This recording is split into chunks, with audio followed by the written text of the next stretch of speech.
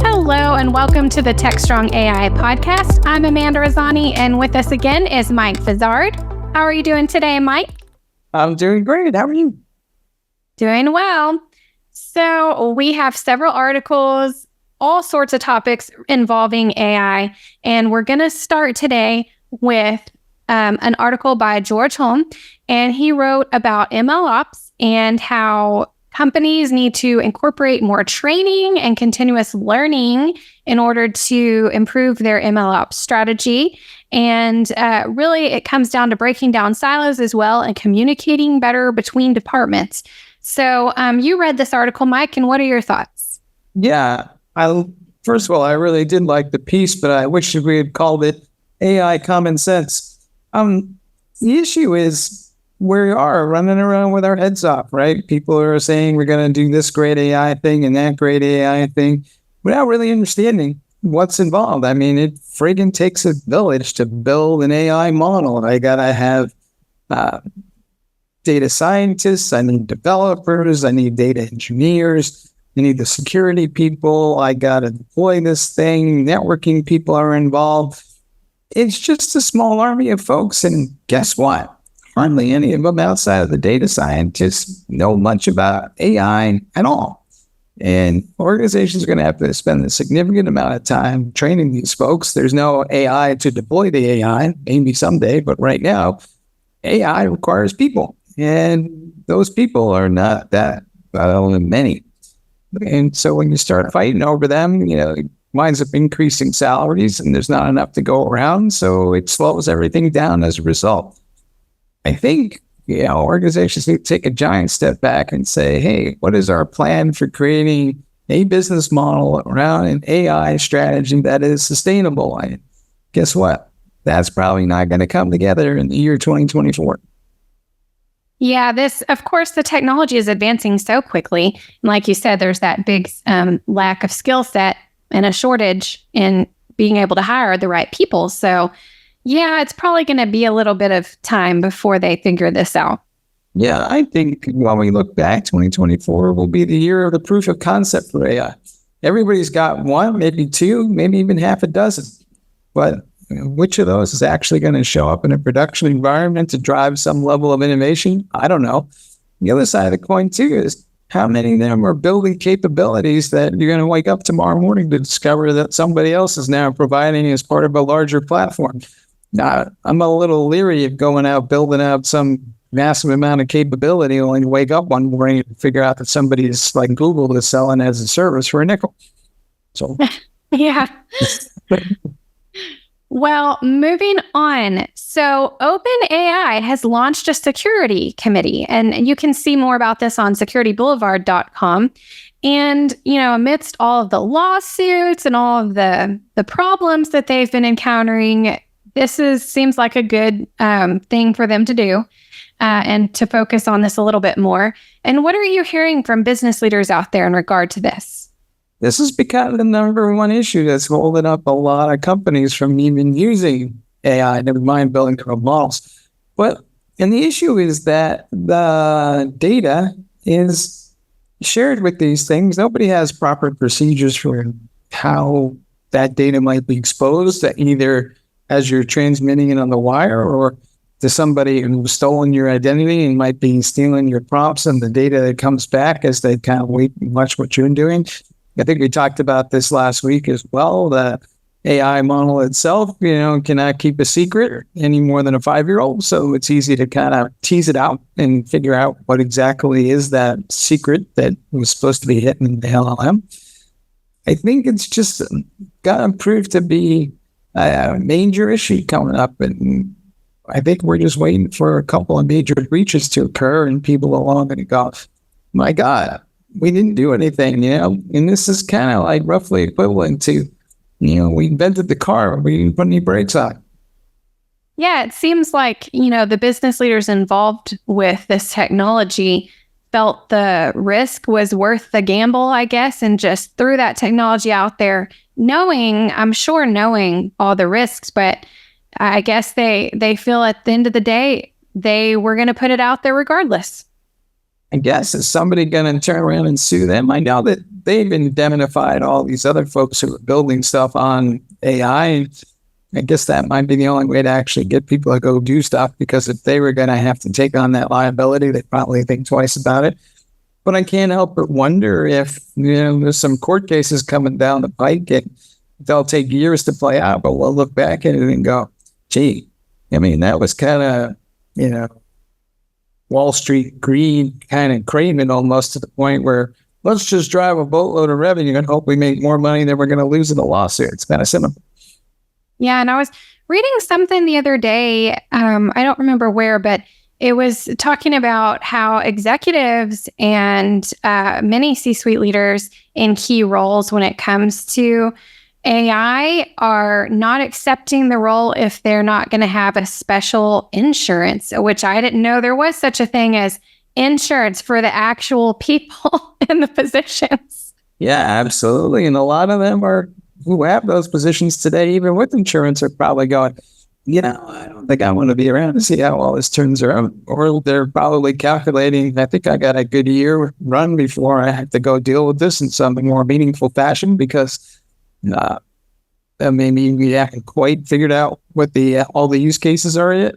But yeah, it's a major gut check right now. Absolutely. So moving on, the FCC is looking at AI advertising rules, and they're looking to perhaps make it illegal for using AI in political ads, among other things. But there's nothing really concrete yet, but they're looking at putting enforcement in place. So where do you see this going? Is this a possibility? Are they going to actually be able to enforce this? Well, that's the issue, right? Enforcing is a whole other issue, but it's not clear to me it's the best idea either. So, think about it. 4 years from now, what content to some degree is not going to have some level of AI thing as part of it, right? It's probably going to be pervasive in all places. So it might be easier to label the things that don't have an AI in it than to label the ones that do have AI in it. That's kind of silly in its own right when you think about it, but probably more practical. Maybe. See? I think, where does it stop? Is it political ads? What about any other type of ad? Don't I want to know how it was created, how ritual it was? Does that inform my opinion of the company and the brand? Or in some instances, I might like the AI-created advertising content better than I like the human content because it may be funnier. I don't know. I think this is going to be a tough issue to sort. In some ways, I think a lot of folks in Washington feel compelled to do or say something, but I don't think they have a plan. Yeah, there are some tools for which I love that incorporate AI that I feel are helpful in presenting way better graphics or collecting information and data more quickly and utilizing it. So it's also going to be a matter of how far do they go on AI created content, as far as, things like Canva have AI integrated into them. And I think now, I believe PowerPoint has some sort of AI integration. And are we not going to be able to use any of that because it used AI? Yeah, and the truth of the matter is there's going to be more political misinformation than ever. Yes, we should call it out when we see it because, it's, you can't ban it because it's kind of a freedom of speech issue. But we still have to figure out some way to alert people that it's not necessarily whether the information is false because it was created by AI. It's just false information.